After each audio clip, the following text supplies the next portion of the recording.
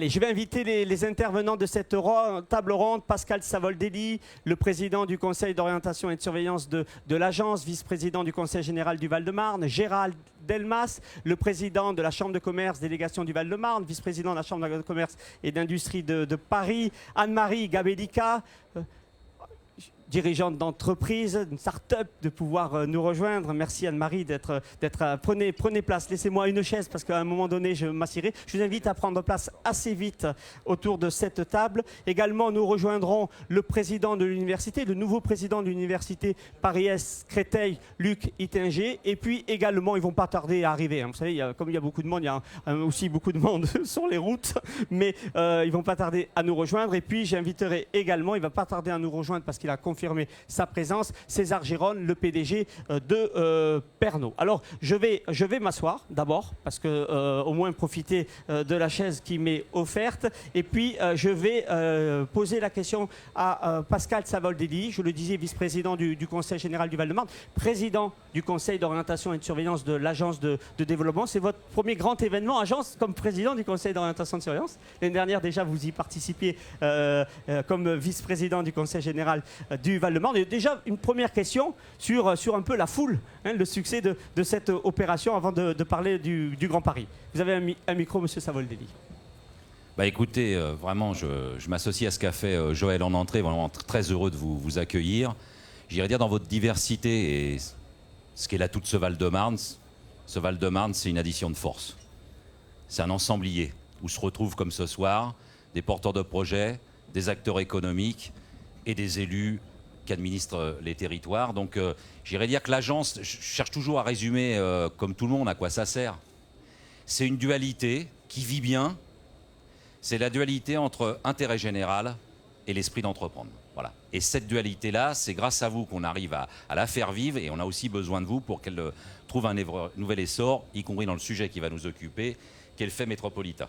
Alors, on va justement, merci, on va rentrer dans le vif du sujet. Alors, le Grand Paris, on en parle beaucoup. C'est vrai qu'un réseau de transport collectif ambitieux se dessine. Le Val-de-Marne, d'ailleurs, est bien concerné par ce grand projet d'infrastructure, parce que ça va sûrement commencer par le Val-de-Marne, ce réseau de transport collectif. Mais avant d'aborder concrètement le sujet des transports, le Val-de-Marne, pour le Grand Paris, c'est quoi? C'est une chance parce qu'on se situe intégré dans une grande métropole internationale où l'attractivité peut être grande, ou en même temps c'est un problème parce que la concurrence est peut-être plus rude au sein de celle-ci et il y a à montrer une différence. Alors cette question entre chance ou faiblesse, le Val-de-Marne dans le Grand Paris.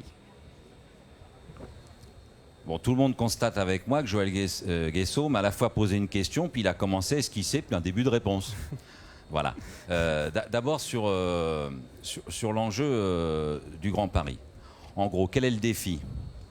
C'est qu'à l'horizon à peu près 2030, on puisse être une des 5 métropoles les plus attractives dans le monde.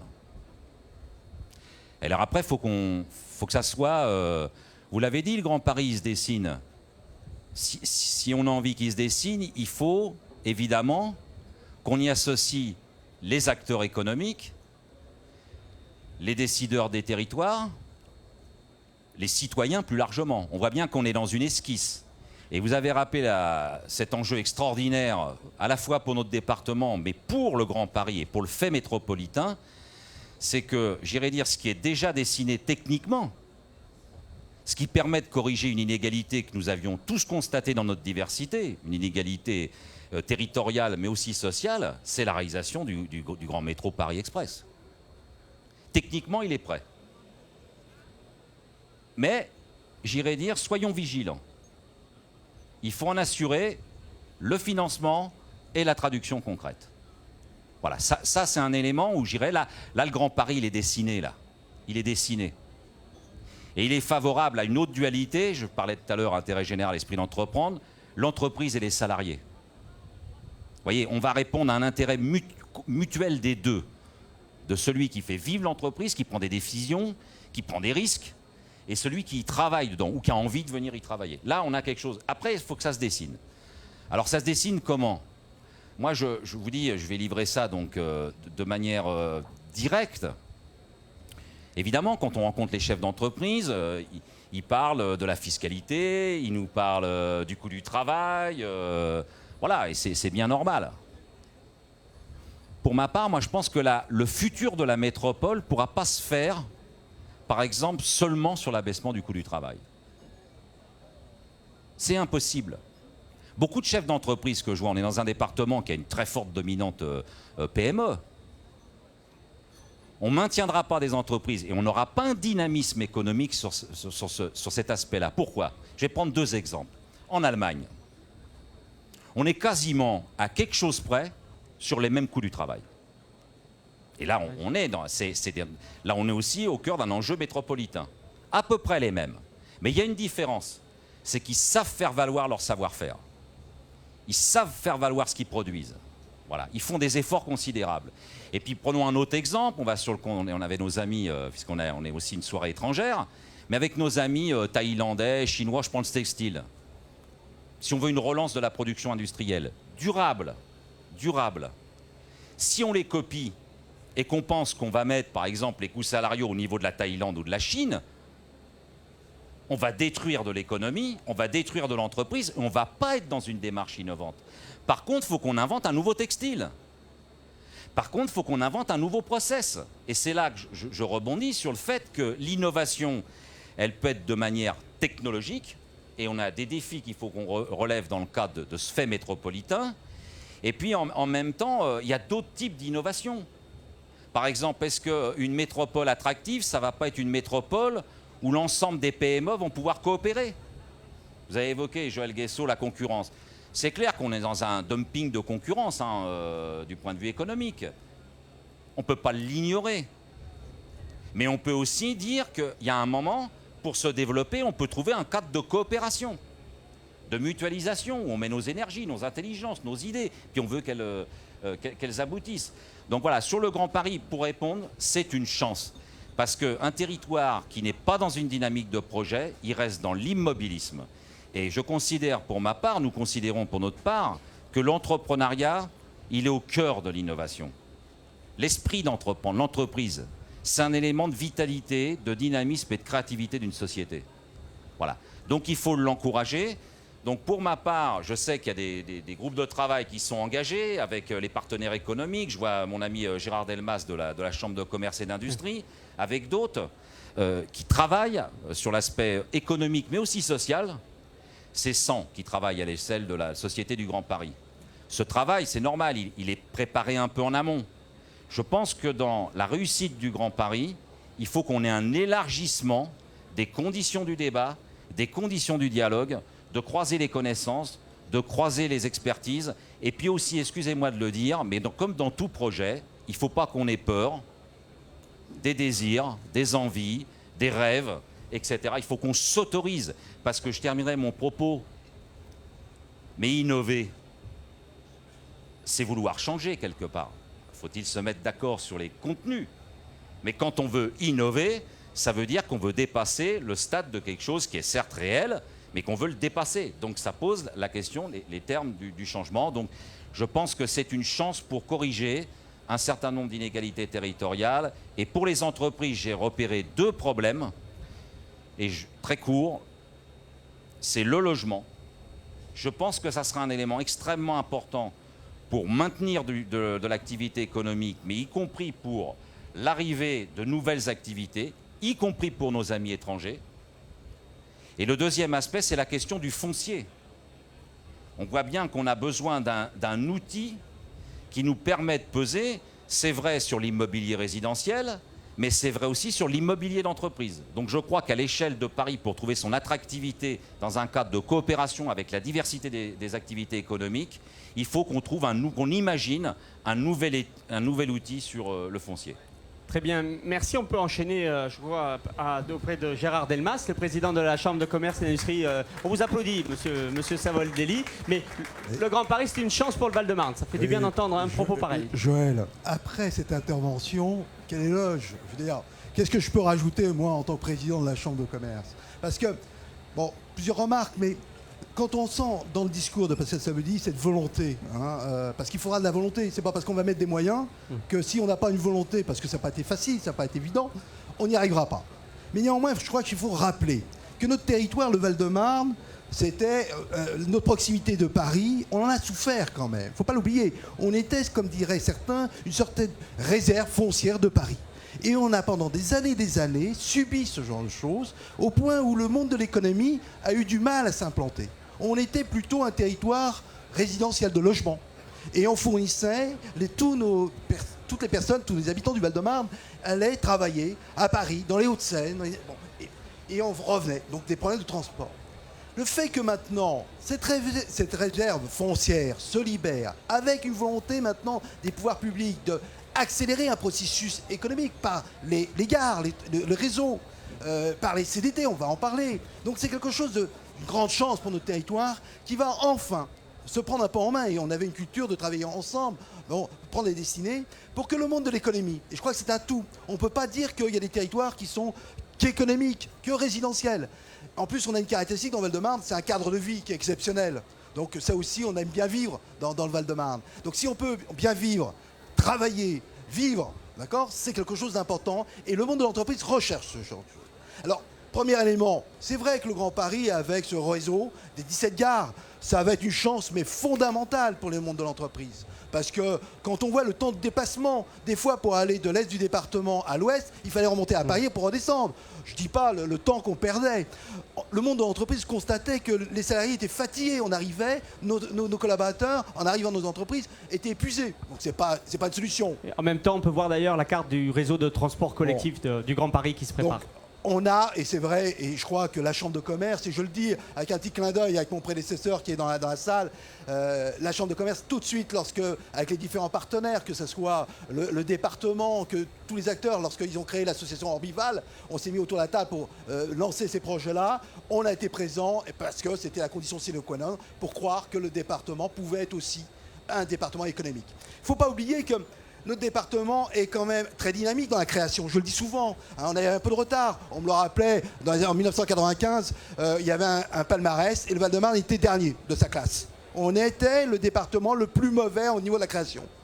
En 2012, aujourd'hui, on est pratiquement les meilleurs. Donc on a travaillé ensemble collectivement. Et ça, c'est important. Donc, au niveau création, on a une quantité, un réseau. Ce qui nous a permis, au niveau de l'emploi d'ailleurs, de tenir. Ça, je crois qu'il faut le rappeler. Hein. Ce qui manque aujourd'hui, c'est un peu de locomotive. Il faut vraiment que nos entreprises continuent à progresser. Et puis surtout, que derrière, il faut que des grosses entreprises puissent aussi servir, parce qu'il y a un problème de mixité aussi, là, dans le monde économique. Et grâce à cette libération de foncier, je dis en soi, et avec les CDT, où il faut, à mon avis, grâce au niveau, repenser un peu ce territoire, on va avoir l'arrivée, et on le voit déjà, l'arrivée, et Joël, vous le savez, l'arrivée de belles entreprises qui arrivent et qui découvrent notre territoire. Et comme dit Pascal Savoldi, il faut aussi penser logement.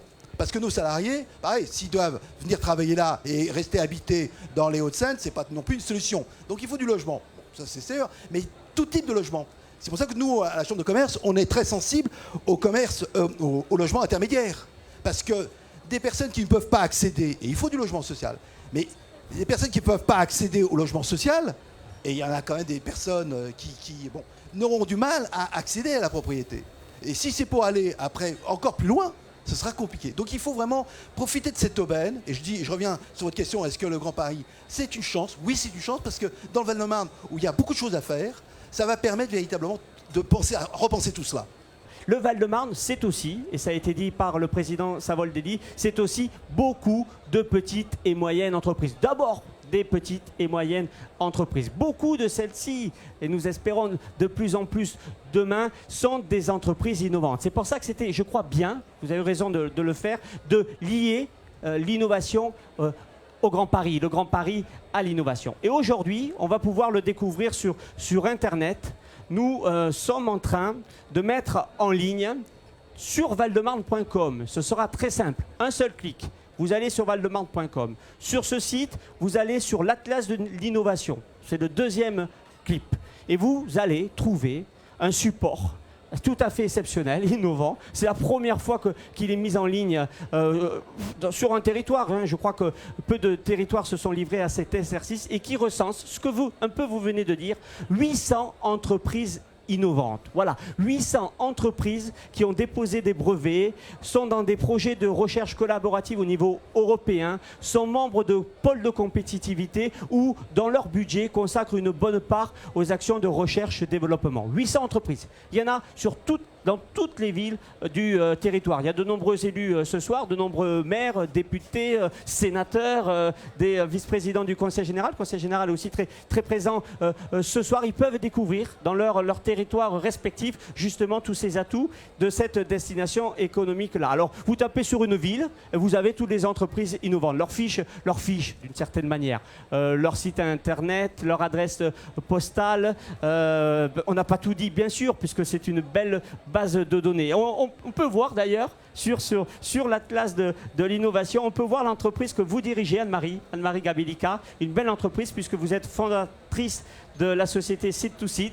Vous étiez déjà à Métinov, je crois. Oui, et puis, vous êtes aujourd'hui au grand événement. Alors, pour vous, pourquoi un outil comme celui-là qui recense toutes ces entreprises? Ce n'est pas exhaustif. D'ailleurs, si vous pensez que vous devriez être dedans et vous ne l'êtes pas encore, vous pouvez en faire la demande. Vous cliquez, là aussi, c'est simple. Vous nous dites pourquoi. Si vous répondez aux critères, vous êtes demain dans l'atlas de l'innovation. Donc, aujourd'hui, ce sont 800 entreprises. Demain, bien sûr, ça peut être encore un chiffre plus important. Mais ça tombe bien. On accueille en même temps le président de l'université Paris-Créteil, M. Luc Ittinger. Alors, Anne-Marie Gabellica, en attendant que M. Ittinger s'installe. Anne-Marie, pour vous, qui êtes entrepreneur, qui venez de créer votre société, pourquoi ces outils de promotion vous sont utiles? En quoi ils correspondent à un réel besoin de votre côté? Alors, mettez bien le micro près de la bouche. Ok, je vais vous répondre tout de suite, mais d'abord je vais dire que déjà je suis un produit 100% Val-de-Marne. Je suis née dans le Val-de-Marne, j'ai quasiment toujours vécu dans le Val-de-Marne et j'ai créé mon entreprise dans le Val-de-Marne. Bon, ça c'est le premier point. Bravo. Déjà tous ces outils, mais plus généralement l'écosystème mis en place par l'agence de développement du Val-de-Marne, c'est un outil très précieux pour les créateurs d'entreprises que je suis.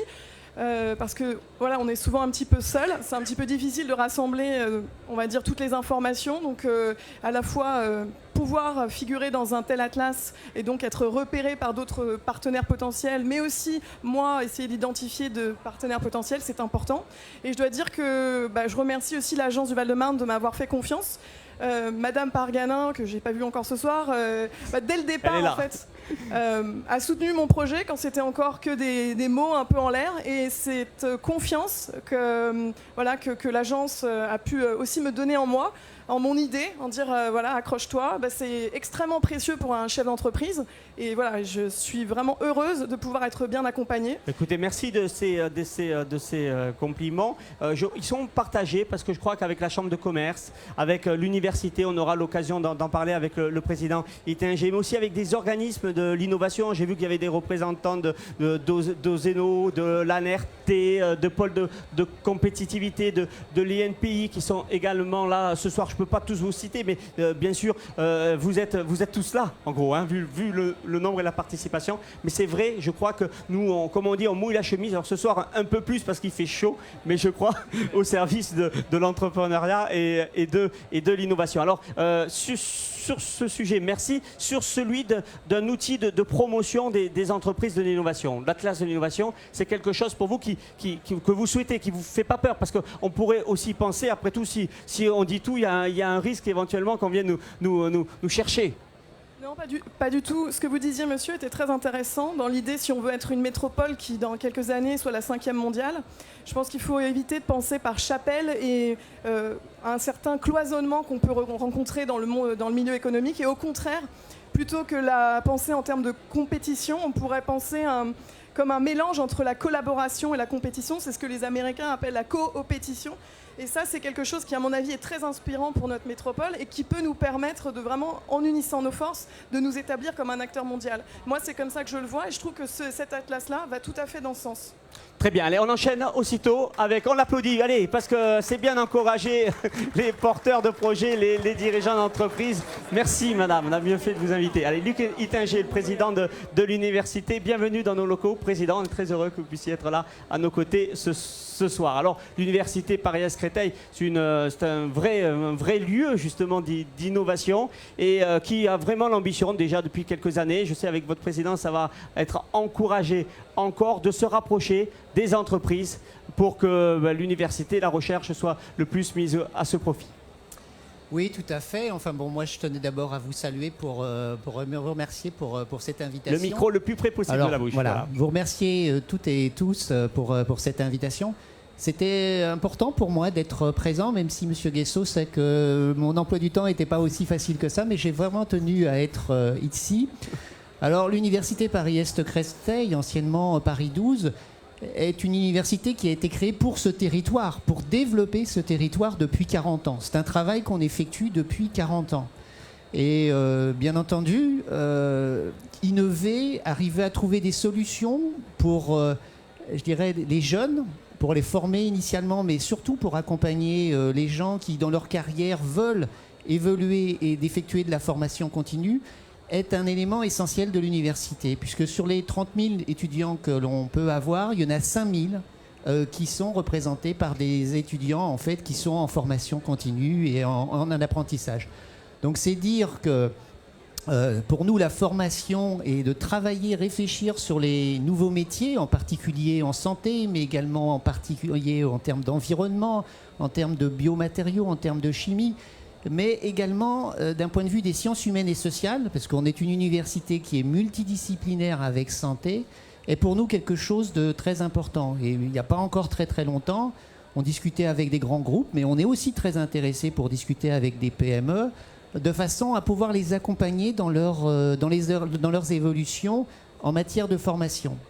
Alors ce que j'ai pu développer, moi plus particulièrement, avant de prendre la présidence à la suite de Simone Bonafous, qui a effectué, je crois, un travail qui est remarquable, en tout cas de lien avec l'Agence de développement du Val-de-Marne, le Conseil général, la CCIP, c'est véritablement d'arriver à structurer plus la recherche et d'ouvrir les plateformes que l'on pouvait en recherche aux petites et aux moyennes entreprises. Parce qu'on voit bien qu'aujourd'hui, il y a des cultures qui sont différentes, il y a des plateaux technologiques que les PME ne peuvent pas s'offrir. Et pour nous, c'est important de pouvoir travailler avec les PME, mais également avec les grands groupes, de façon à pouvoir leur apporter nos expertises, nos expériences. Alors nos expertises, nos expériences, elles sont dans le domaine de la santé, elles sont dans le domaine de l'environnement, et on travaille beaucoup sur les éco-activités. C'est quand même deux secteurs qui sont des éléments importants, stratégiques pour le Val-de-Marne. Donc je crois que c'est important de pouvoir le dire. Et puis, dans l'innovation, on est de plus en plus à caractériser des nouveaux brevets. Là, depuis ces 4 dernières années, on a déposé 41 brevets, donc 10 brevets par an. Brevets, oui. Et ça, on l'a pu le faire, je dois dire, avec l'aide de l'Agence de développement du Val-de-Marne, avec le Conseil général, avec la CCIP.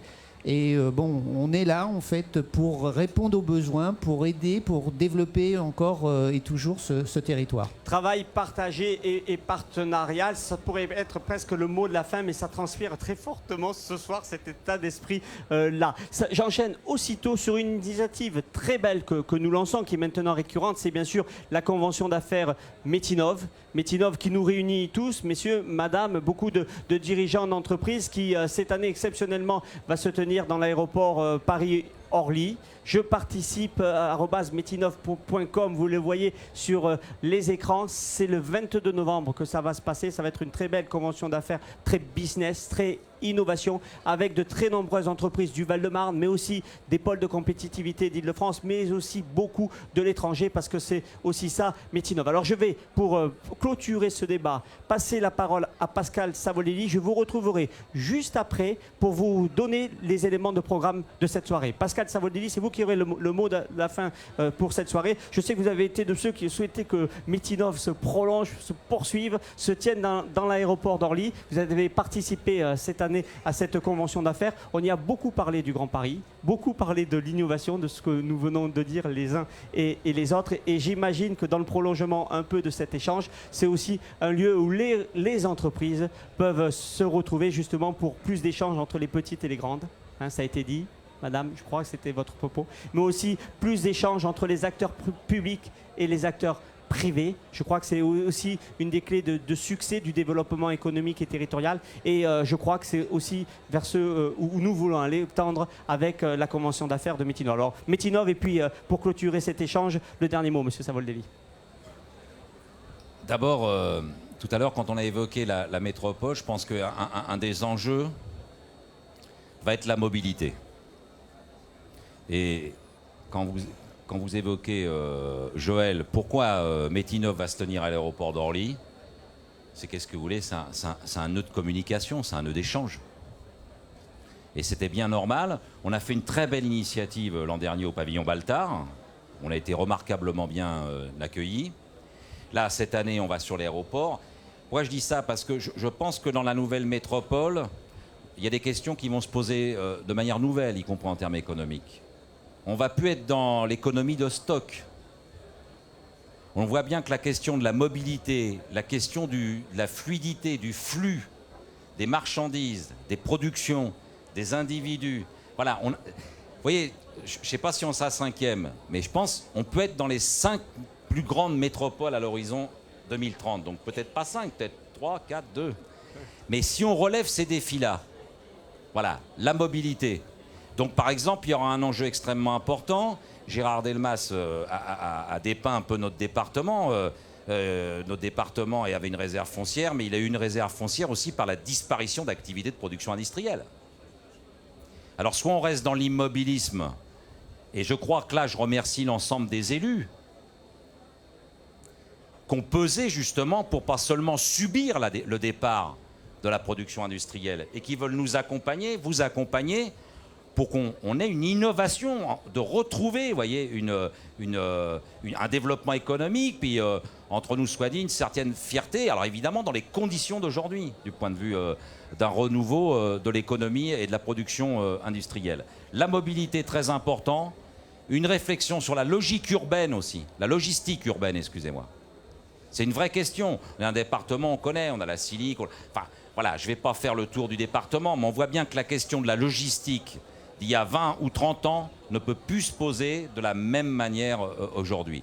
Je crois que c'est la Poste qui, au niveau de la métropole, anime un groupe de travail sur la question de la logistique urbaine. Donc la mobilité, à mon avis, élément extrêmement structurant. Et puis, le mot de la fin, c'est que mes rencontres, j'ai été dans plusieurs entreprises. Nous avons beaucoup de lieux où nous sommes, à l'image de ce qu'a dit M. Ittinger, des ensembliers les uns et les autres. On regarde d'abord ce qui nous est commun avant de regarder ce qui nous est identitaire les uns et les autres.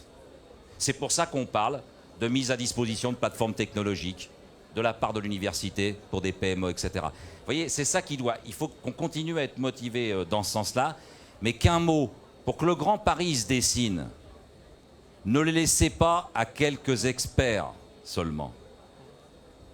Ne le laissez pas à ceux qui peuvent se dire être votre autorité. Je crois qu'on a besoin d'un bain démocratique, d'un bain de citoyenneté, et que le chef d'entreprise, le porteur de projet, doit avoir toute sa place. Voilà. Il n'y aura pas, sinon, on n'aura pas cette métropole dynamique et dans un cadre de coopération. Voilà. On n'est pas dans une volonté de soustraction de l'activité, mais d'un développement économique qui respecte la diversité du tissu économique. À partir de là, pour coopérer, c'est nous qui l'imposerons, la coopération, parce qu'on en aura la volonté. Donc vraiment, c'est un appel à participer, un appel à donner son avis, à y compris confronter nos points de vue, la rencontre, le dialogue, pour à la fin, j'irais dire, avoir une action vraiment innovante qui va mêler à la fois l'intérêt général et toujours l'esprit d'entreprendre. Et je le redis, l'entreprise est au cœur de l'innovation.